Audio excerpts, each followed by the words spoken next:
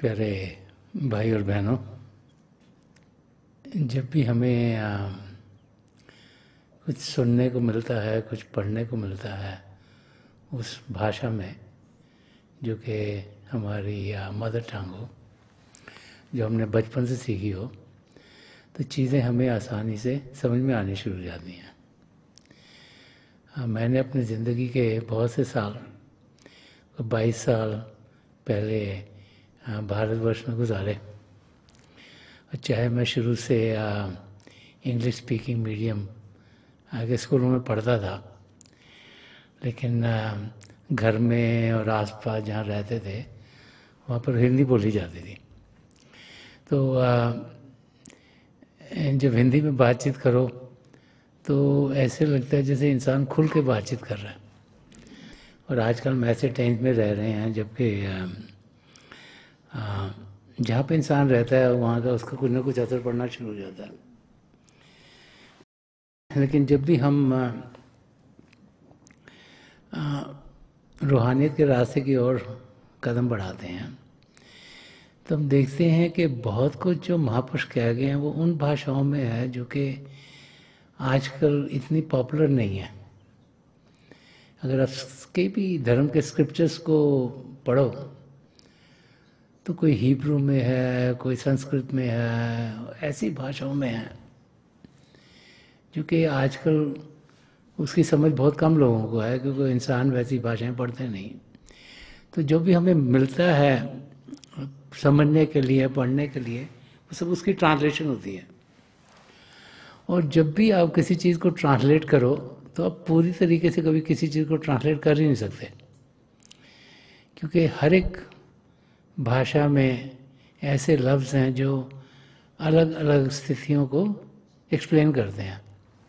और जब आप उनको ट्रांसलेट करो, एक तो जिसने वो शब्द कहे थे वो इंसान ट्रांसलेट नहीं कर रहा, उसकी इंटेंट क्या थी, उन्होंने किस माहौल में वो कहे, किस लेके कहे, ये दूसरे को समझना पड़ता है।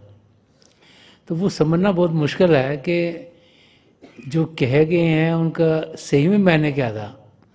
तो जिसको जितनी जितनी समझ होती है वो उस लिहाज से उसे ट्रांसलेट करने की कोशिश करता है। लेकिन हमें तो अपने लिए रास्ता चाहिए। अगर हमें वो भाषा ना आती हो तो हमारे पास कोई और चारा नहीं। जो भी ट्रांसलेशन जिसने भी की हो उसके ज़रिए हम समझने की कोशिश करते हैं। और जो रास्ता हमें परम संत कृपाल सिंह जी महाराज दिखा गए हैं, दयाल पुरुष संत दर्शन सिंह जी महाराज दिखा गए हैं, वो रास्ता समझ से कहीं आगे का है। वो रास्ता अनुभव का है। और जो इंसान अनुभव करता है उसमें किसी भाषा की ज़रूरत नहीं। लफ्ज़ होते हैं हमें समझाने के लिए, ताकि हमारी समझ सही हो, क्योंकि समझ सही होगी तो विचार सही आएंगे, विचार सही होंगे तो बोल सही निकलेंगे, बोल सही निकलेंगे तो कार्य सही होंगे। तो लफ्ज़ों के ज़रिए हम अपनी समझ को बेहतर कर सकते हैं। लेकिन जो अनुभव होता है उससे बढ़कर कोई चीज़ नहीं है। इसीलिए बार बार हमें समझाया जाता है। और संत कृपाल सिंह जी महाराज भी फरमाते थे कि सीइंग इज़ अबव ऑल, के अपने आप जो इंसान अनुभव करता है उससे बेहतर और कोई चीज़ है नहीं। महापुरुष हमें रास्ता दिखा गए हैं कि हम जब ज़िंदगी को जिएं तो किस चीज़ का हमें अनुभव करना है। हम लोग ज़्यादातर क्योंकि मन इंद्रियों के घाट पर जीते हैं, तो 5 इंद्रियों के ज़रिए जो भी हम ग्रहण करते हैं हम उसको ही समझने की, उसके ज़रिए समझने की कोशिश करते हैं। और पूरी ज़िंदगी सिर्फ उन इंद्रियों के ज़रिए जो ज्ञान पाते हैं उसमें हम गुजार देते हैं। संत दर्शन सिंह जी महाराज जिन्होंने बहुत कुछ अध्यात्म के बारे में लिखा, बहुत कुछ समझाया कि कैसी ज़िंदगी होनी चाहिए, और कई हज़ारों लाखों लोगों को अनुभव करवाया कि असल में ज़िंदगी क्या है। और ज़िंदगी कैसे जीनी चाहिए। उन्होंने बहुत धर्म ग्रंथों का ज्ञान पाया था। जब परम संत कृपाल सिंह जी महाराज ने गुरमुख सिद्धांत लिखा तो उन्होंने संत दर्शन सिंह जी महाराज की सेवा लगाई कि आप जाके अलग अलग महापुरुषों की वाणियों को पढ़ो और उनमें से वो तुकें जो कि संतमत के रास्ते पर सही तरीके से समझ में आए उनको इकट्ठी करके लाओ। तो संत दर्शन सिंह जी महाराज बड़ी यंग एज से ही, अभी वो कॉलेज में ही थे, अलग अलग धर्म ग्रंथों का, अलग अलग महापुरुषों का, जिन्हें लेसर नोन सेंट्स भी हुए हैं, उन पर एक किताब भी उन्होंने लिखी थी। वो महापुरुष जिनको बहुत ज़्यादा लोग नहीं भी जानते थे, उन सब की वाणियों का अध्ययन किया। और क्योंकि उन्होंने हर एक महापुरुष की वाणी को गहराई में देखा और उसे जाना, उसे समझा, तो उसका जो निचोड़ था वो ही हम संत दर्शन सिंह जी महाराज की टीचिंग्स में पाते हैं। तो हम लोग बहुत सी बार सोचते हैं कि हमें बने बनाया हलवा मिल जाए। हम लोग मेहनत नहीं करना चाहते, हम सोचते पकी पकाई चीज़ मिल जाए। इसीलिए आजकल के टाइम में अब इंस्टेंट फूड मिलता है, दुकानों में मिलता है, आप लाओ, पानी में गर्म करो, खा लो, और मेहनत इंसान कम करना चाहता है। और आप लोग ही सोचते हैं कि कुछ भी करना बड़ा मुश्किल लगता है हमको, सोचते हर एक चीज़ आसानी में हो जाए। और जब ज़िंदगी जी रहे होते हैं तो हमें ऐसे भी लगना शुरू हो जाता है शायद ये चीज़ भी हमसे नहीं हो रही, वो भी नहीं हो रही, ये भी बड़ी मुश्किल है, वो भी बड़ी मुश्किल है। और इंसान फिर ऐसे जीना शुरू करता है जैसे चीज़ें उसके लिए बड़ी मुश्किल सी हों। और फिर हम सोचते हैं कि हमारे करने से मुश्किल है, हम किसी और से करवा लें, कहीं और से पैसे दे के ले आएँ। और हम यही कोशिश करते हैं कि कहीं बाहर से जाकर हम वो पाएँ जिससे कि हमारी ज़िंदगी आसान हो जाए। और इसीलिए इंसान सुख चैन पाने के लिए अपना समय बाहर की चीज़ों में लगाना शुरू कर देता है, क्योंकि उसे लगता है कि बाहर की चीज़ों से शायद इतना एफर्ट खुद नहीं डालना पड़ेगा और ज़िंदगी शायद आराम से गुजरेगी। तो संत दर्शन सिंह जी महाराज ने बहुत कुछ इंसान की ज़िंदगी के बारे में और किस किस्म से हमें जीना चाहिए उसके बारे में समझाया है। उन्होंने गुरु नानक देव जी महाराज की जब 500 बर्थ एनिवर्सरी थी तो एक किताब लिखी थी, मंजिल नूर, जो कि गुरु नानक देव जी महाराज की लाइफ की टीचिंग्स के बारे में थी। ऐसे ही एक और किताब में संत दर्शन सिंह जी महाराज ने और बहुत से महापुरुषों की टीचिंग्स के बारे में भी लिखा हुआ है। महात्मा बुद्ध, महात्मा महावीर और जितने भी संत महापुरुष आए हैं, कबीर साहब, उनकी लाइफ के बारे में लिखा हुआ है, उनकी टीचिंग्स के बारे में। तो एक शेर जो संत दर्शन सिंह जी महाराज ने लिखा है गुरु नानक देव जी महाराज के टीचिंग्स के को समझाने के लिए, वो मैं लेना चाहूँगा, जिसके ज़रिए हमें समझ में आता है कि हम इंसान ध्यान देते कहाँ हैं, खुशियाँ पाने की कोशिश कहाँ से करते हैं और खुशियाँ मिलती कहाँ से हमें। तो संत दर्शन सिंह जी महाराज यहाँ फरमा रहे हैं कि सदा ये दी, वो समझा रहे हैं कि गुरु नानक देव जी महाराज ने टीचिंग्स क्या दी, उन्होंने क्या प्रोक्लेम क्या किया, उन्होंने क्या समझाया कि सदा ये दी कि बहुत पास है खुदा का नूर, कि सदा ये दी कि बहुत पास है खुदा का नूर, जमाले इश्क से रोशन करो हयात शऊर, कि जमाले इश्क से रोशन करो हयात शऊर। तो संत दर्शन सिंह जी महाराज इस वर्स की पहली लाइन में समझा रहे हैं कि सदा ये दी कि बहुत पास है खुदा का नूर। हम लोग बहुत सी बार सोचते हैं कि पिता परमेश्वर हमसे बहुत दूर हैं,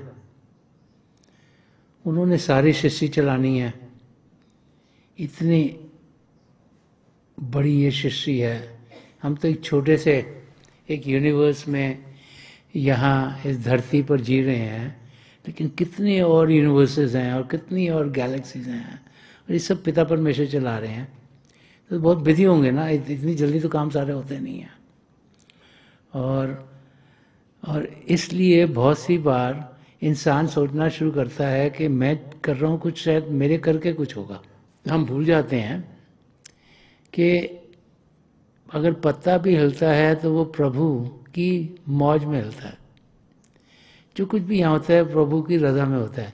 वो समझना बड़ा मुश्किल है, क्योंकि हम सोचते हैं कि प्रभु तो बहुत दूर हैं, पता नहीं क्या क्या काम कर रहे हैं, तो हम तो इनसिग्निफिकेंट अपने आप को सोचते हैं कि हम छोटे से हैं। इतने तो 8 बिलियन से ज़्यादा तो लोग जी रहे हैं, और पता नहीं कितने जानवर हैं, कितनी मछलियाँ हैं, कितने और कीड़े मकोड़े हैं, और वो तो सिर्फ इस धरती पर ही हैं, और पता नहीं क्या क्या पिता परमेश्वर को संभालना पड़ रहा है। तो हम सोचते हैं कि उनके पास समय कहाँ होगा हमारे लिए। और फिर जब इंसान की ज़िंदगी में तकलीफ़ें आती हैं तो इंसान घबरा जाता है। घबरा इसलिए जाता है कि उसका जो फेथ है वो प्रभु में सही तरीके से होता नहीं। हम सब कहते तो हैं कि हम प्रभु की रज़ा में जिएंगे, हम सब कहते हैं कि जैसे प्रभु चाहते हैं वैसी हमारी ज़िंदगी होगी, लेकिन करते अपनी मर्जी हैं। वो जो प्रिंसिपल है तेरा भाना मीठा लागे, वो हमने सबने सुना हुआ है, पर उसमें अमल नहीं करते, उसको ज़िंदगी में ढालते नहीं। हम चाहते हैं कि जो हमारी चाहत है वो पूरी हो,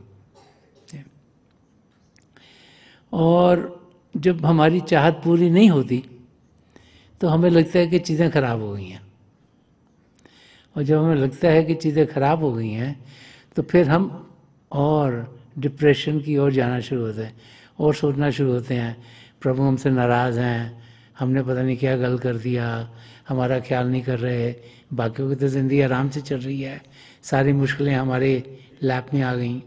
तो इंसान उस तरीके से जीना शुरू कर देता है।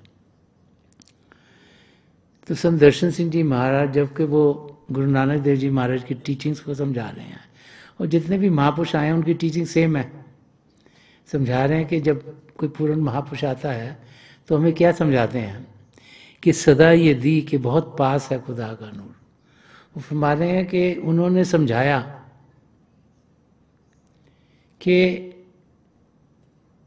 पिता परमेश्वर और पिता परमेश्वर का नूर, जिसे नूर कहो, शब्द कहो, ज्योति अशुद्धि कहो, वो बहुत नज़दीक है, वो दूर नहीं है। वो हम सबके भीतर हमारे अंग संग है, उससे नज़दीक और कुछ हो नहीं सकता। हम तो सोचते हैं ना पिता परमेश्वर बहुत दूर हैं, पता नहीं कहाँ होंगे, आसमान में होंगे कि कहाँ पर हैं। क्योंकि इंसान प्रभु को जब की तरफ देखते तो ऊंच ऊपर की तरफ देखता, सोचता पता नहीं कहाँ पे दूर है। तो संत दर्शन सिंह जी महाराज समझा रहे हैं कि पिता परमेश्वर और उनकी रोशनी, उनका नूर, उनका शब्द हमारे बहुत नज़दीक है। एक जगह और भी उन्होंने फरमाया कि मिलेगा रूह को परवाज़ दे के देख ज़रा, करीब है उसे आवाज़ दे के देख ज़रा।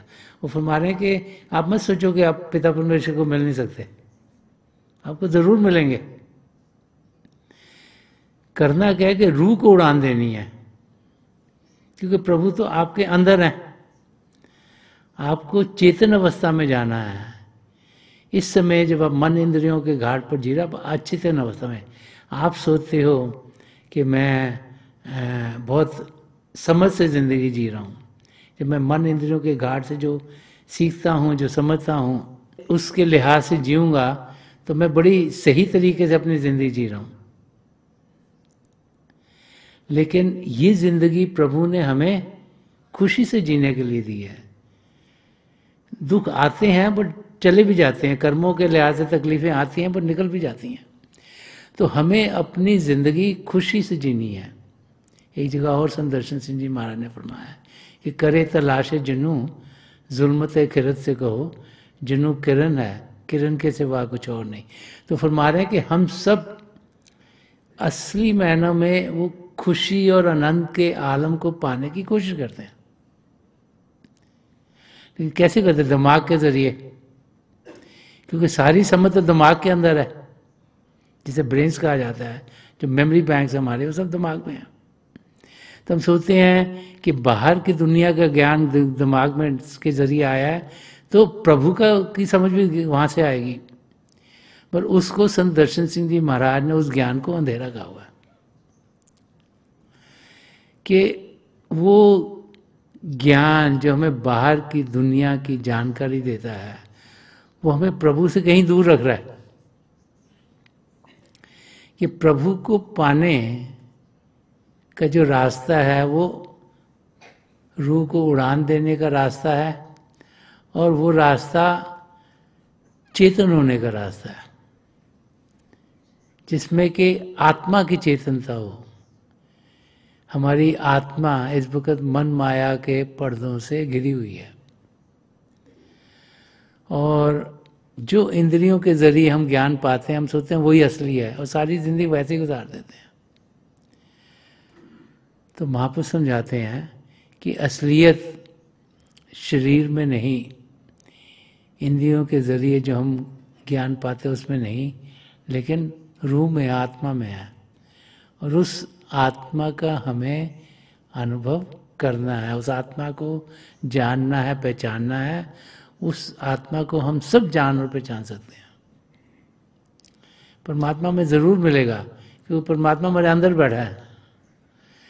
हमें सिर्फ ध्यान बाहर से हटा के अंदर की ओर करना है। और यहाँ पर संत दर्शन सिंह जी महाराज यही समझा रहे हैं कि जो महापुरुषों की टीचिंग है कि जो परमात्मा है और जो परमात्मा का शब्द है, जो ही परमात्मा है, जो उनका नूर है, उसमें और पिता परमेश्वर में कुछ फर्क नहीं। जैसे गुरबाणी में भी आया कि अव्वल अल्लाह नूर उपाया, कुदरत के सब बंदे, एक नूर से सब जग उपजा, कौन भले कौन मंदे। कि सबसे पहले परमात्मा से उनसे नूर निकला, उसे नूर कहें, शब्द कहें, नाम कहें, होली वर्ड कहें, क्रिएटिव पावर कहें, और उसके जरिए सारी सृष्टि रची गई। तो कभी सब कह रहे हैं हम कौन है कहने वाले, ये अच्छा है या बुरा है या ऊंचा नीचा, सब तो प्रभु से आए हैं, सभी अच्छे हैं। और वही नज़रिया महापुरुषों का होता है। और संत दर्शन सिंह जी महाराज समझा रहे हैं कि जो प्रभु का शब्द है, जो प्रभु का नूर है, वो आपके बहुत करीब है, वो आपके भीतर चल रहा है, हर पल हर क्षण चल रहा है, 24 घंटे चल रहा है। प्रभु की ज्योति और प्रभु की श्रुति, प्रभु की लाइट एंड साउंड, ये आपके अंदर हर समय है। हमारी कमजोरी क्या है कि हम ध्यान उसकी ओर नहीं देते, हम ध्यान इंद्रियों के जरिए बाहर की चीज़ों में देते हैं। और बाहर की दुनिया में कोई ऐसी चीज़ नहीं जो सदा सदा के लिए रहेगी, वो खत्म हो जाएगी। तो हमें उससे लगाव करना है जो सदा सदा के लिए रहेगा। और वो क्या है? वो है शब्द, वो है नाम, वो है प्रभु की ज्योति और श्रुति। और जो उसके साथ जुड़ गया उसकी जिंदगी में अंधेरा रहता नहीं, उसकी जिंदगी जगमग जगमग हो गई, उसकी जिंदगी रोशन हो गई। कि जिसने खुदा के नूर को पा लिया, जो प्रभु के शब्द के साथ जुड़ गया, वो उस अवस्था में पहुंच गया जहां खुशियां खुशियां हैं, आनंद ही आनंद है। क्योंकि प्रभु प्रेम के महासागर हैं, खुशियों के महासागर हैं, शांति के महासागर हैं। ये सब उनसे उत्पन्न हुई है। और जो उनसे मिल गया, उनमें जुड़ गया, वो फिर उस अवस्था को भी पा लेगा जिसमें पिता परमेश्वर हैं। हम सब प्रभु को जान सकते हैं, हम सब प्रभु को पहचान सकते हैं। पिता परमेश्वर हम सबके भीतर है। हमें सिर्फ कदम उनकी ओर बढ़ाने हैं। संत दर्शन सिंह जी महाराज जो इस शेर की दूसरी लाइन है उसमें समझा रहे हैं कि जिंदगी को जीना कैसे है। फरमा रहे हैं जमाले इश्क से रोशन करो हयात शऊर। तो हयात शुरू का मतलब होता है कि कॉन्शियस लाइफ जो है, जो चेतन जिंदगी है। और जमाल इश्क का मतलब हुआ कि जो जो प्रभु का प्रेम है उसकी जो खूबसूरती है। तो फरमा रहे हैं कि जो प्रभु के प्रेम की खूबसूरती है उसके साथ ये जो हमारी ज़िंदगी है, जो हम अभी अचेतन की ज़िंदगी जी रहे हैं, हम मन माया के घाट पर जी रहे हैं, उसकी जगह हमने जो चेतन ज़िंदगी है उसको रोशन करना है। हमने आध्यात्मिक ज़िंदगी जीनी है, हमने अपनी आत्मा का अनुभव करना है, हमने अपनी आत्मा को उड़ान देनी है, हमने अपने आप को जानना है सही मायनों में, और फिर हम पिता परमेश्वर को पा सकते हैं। तो प्रभु को पाने का रास्ता इन 2 लाइनों में संत दर्शन सिंह जी महाराज बड़ा खोल के समझा रहे हैं कि जो जो चेतन जिंदगी है वो प्रभु के प्रेम से ही पाई जाएगी। इसीलिए हर एक धर्म ग्रंथ हमें यही समझाता है कि जिन्होंने प्रेम किया उन्होंने पिता परमेश्वर को पाया। कि प्रभु का प्रेम हम सबके अंदर है, कि बाहर आसमान में नहीं है।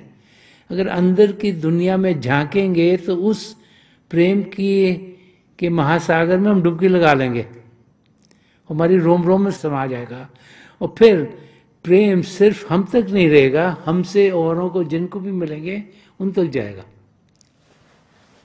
इसीलिए जब भी हम संत महापुरुषों की जिंदगी को देखते हैं, उनकी ओर से हर एक के लिए कुछ न कुछ मदद का हाथ बढ़ रहा होता है।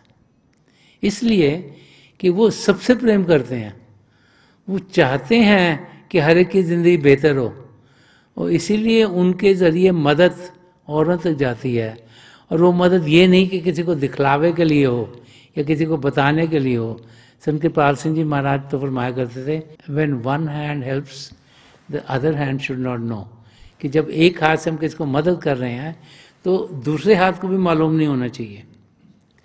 तो वो स्थिति कब आती है? जबकि हम सही मायने से किसी से प्रेम करते हैं। क्योंकि जब हम किसी से प्रेम करेंगे तो हम चाहते हैं कि उनकी ज़िंदगी बेहतर हो, हम चाहते हैं उनकी ज़िंदगी में कोई तनाव ना हो, कोई स्ट्रेस स्ट्रेन ना हो, कोई तकलीफ ना हो, कोई दुख दर्द ना हो। तो हम दिल से चाहते हैं कि उनकी ज़िंदगी बेहतर हो। तो जब हम दिल से कुछ चाहेंगे तो हम उनकी मदद करेंगे। इसलिए नहीं कि हमें किसी ने कहा मदद करो, इसलिए नहीं कि हम ज़बरदस्ती को उसकी मदद कर रहे हैं, पर इसलिए कि हमारे अंदर वो भाव है कि औरों की मदद होनी चाहिए, उनकी तकलीफ दूर होनी चाहिए। तो जब इंसान वैसे मदद करता है, उसी को सेल्फलेस सर्विस कहा गया है, निष्काम सेवा भाव से जब करता है, नॉट कि मैंने किसी की मदद किया वो मेरी मदद करें। वो तो बिजनेस हो गया कि इन्होंने मेरे हेल्प की है, मैं उनकी हेल्प कर दूं, या मैं उनकी हेल्प कर रहा हूं तो ये बाद में मेरी हेल्प कर देंगे। लेकिन जब हम मदद करते हैं उस लिहाज से कि किसी की ज़िंदगी बेहतर हो, और हमारे अंदर कोई भाव नहीं होता कि हम उनसे कुछ वापस पाएँ, उस किस्म की मदद इंसान करना शुरू कर देता है जब वो अपने अंदर प्रभु के शब्द के साथ जुड़ जाता है। एक वाक़या एक राजा की ज़िंदगी का है। एक राजा था, अपने महल में रहता था और अपनी प्रजा के लिए बहुत अच्छे अच्छे काम करता था। उसने एक नौजवान रखा हुआ था जो राजा के कमरे के बाहर रहता था। जैसे जब भी राजा घंटी बजाता वो अंदर आता था, और कोई भी काम करना हो, उसे कोई कागज़ किसी को भेजना है, कोई मैसेज देना है, कुछ खाने के लिए मंगाना है, तो उस जो नौजवान था उसको बोलता था। तो वो जो नौजवान था बड़ा दिल से लगा के काम राजा का करता था। राजा उस नौजवान से बड़ा खुश था। एक दिन राजा की ज़िंदगी में एक के बाद एक बहुत काम है। वो करता गया। रात के 11 बज गए, 12 बज गए, 1 बज गए, 2 बज गए, 3 बज गए, 4 बज गए, और लगा है राजा काम करने। बाहर भी वो लड़का जब भी राजा बुलाता वो अंदर जाता। राजा भी बहुत थक गया, तो नींद आ गई, सो गया। बाहर जो लड़का था उसे भी जब लगा बड़ी देर से राजा ने बुलाया नहीं, वो बाहर बेचारा बैठा हुआ था, तो राजा उसको कहते तो घर में चले जा। वो दिन राजा इतना थका हुआ था, उसको कहा नहीं, उसको बोला घर में जाके इतने बजे आ जाकर वापस। तो वहाँ वेट करता रहा, वो भी बेचारा थका, उसको नींद आ गई। राजा जब अचानक उठा तो उसको याद हो मैं तो भूल गया उसको बोलना, वो ज़्यादा बैठा होगा उधर, तो मैं बुलाता हूँ अंदर। तो कहता हूँ ठीक है, तो आज सारा दिन घर में जाके आराम करना। तो घंटी बजाई, जब घंटी बजाई तो बाहर से कोई अंदर आया नहीं। राजा ने फिर दोबारा से घंटी बजाई, फिर कोई नहीं आया। फिर राजा को लगा कि क्या हो गया, मैं देख के आता हूँ। बाहर गया, दरवाज़ा खोला तो देखा कि वो नौजवान वहाँ पर बैठा बैठे ज़मीन पर सो रहा था। तो राजा को लगा बेचारा थक गया होगा, सो गया। तो उसने देखा कि उसके पास ना एक कागज़ पड़ा हुआ था।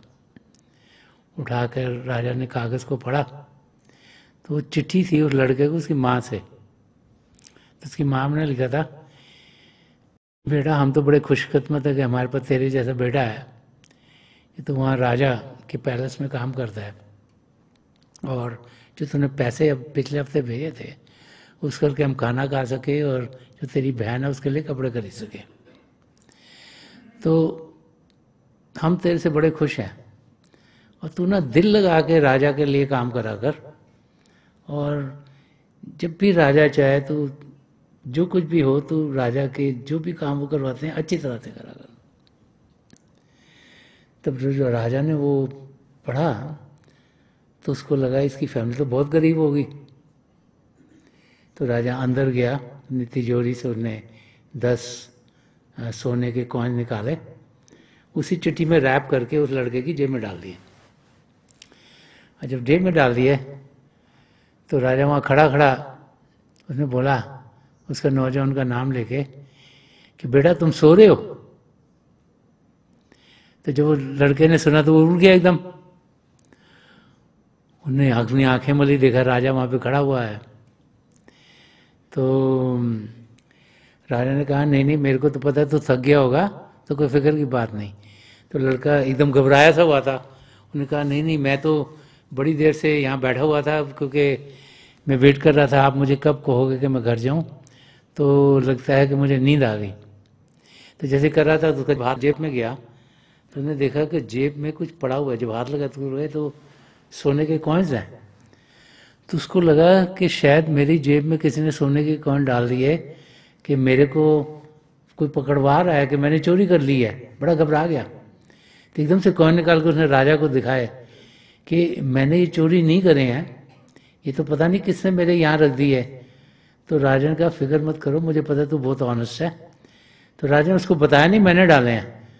राजा ने उसको कहा कि हो सकता है कोई आया होगा, उसने देखा तू बड़ी सेवा करता है और तेरे को सेवा करके कुछ दे दिया हो ऐसे, और तू बेटा घर में जा, अपने माँ को ज़रूर कहना कि राजा तुझसे बहुत खुश है।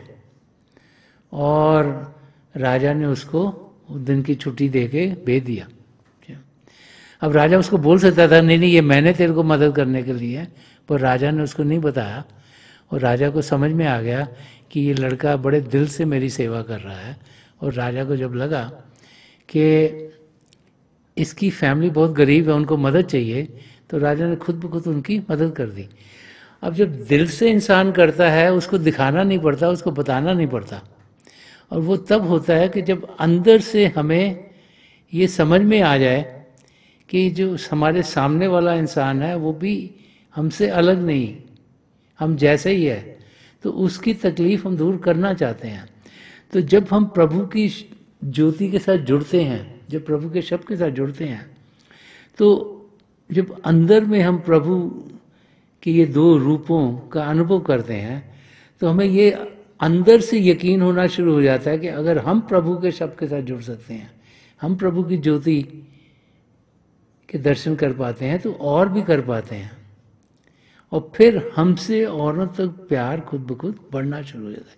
इसीलिए संत दर्शन सिंह जी महाराज फरमा रहे हैं कि हमें चेतन होना है, हमें उस अवस्था में जाना है जहाँ पर हमारा ध्यान ये बाहर की दुनिया में नहीं लेकिन अंदर की दुनिया में हो, जहाँ पे हम अपनी रूह को उड़ान दें, अपनी आत्मा को उड़ान दें, ताकि हम चेतन जिंदगी सही तरीके से जिएं।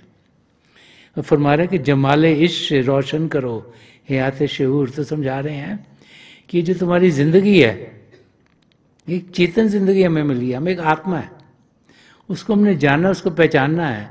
अभी वो अंधेरी रात में घूम रही है। अगर सिर्फ मन इंद्रियों के घाट पर जीते रहे तो वो जो असलियत है उसको समझ में नहीं आएगी। वो पर्दे जो पड़े हुए हैं मन माया के, उनको हमने हटाना है। और जब हम हटाएंगे तो हम फिर अंदर की दुनिया में बढ़ पाएंगे। जब किसी पूर्ण महापुरुष की नजर कर्म होती है, जब ये शिव नेत्र खुलता है, 10वां द्वार खुलता है, तो हम अंदर की दुनिया में बढ़ पाते हैं। और जब हम अंदर में प्रभु के शब्द के साथ जुड़ते हैं तो फिर जो हमारी रूह है वो रोशन हो जाती है, वो जागृत हो जाती है, वो जो उसकी ओरिजिनल स्टेट है उसमें पहुंच जाती है।